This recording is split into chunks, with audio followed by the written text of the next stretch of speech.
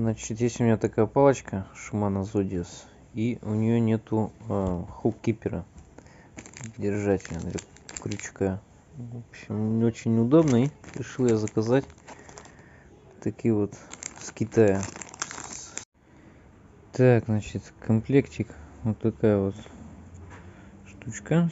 Снизу она прорезинена. И различные резинки. Сейчас мы это все поставим.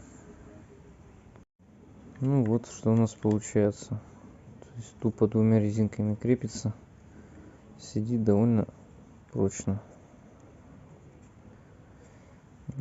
Тут еще находится магнит. Если вот положить, оно будет магнититься. Видно. Правда, какой функционал это будет выполнять, не знаю.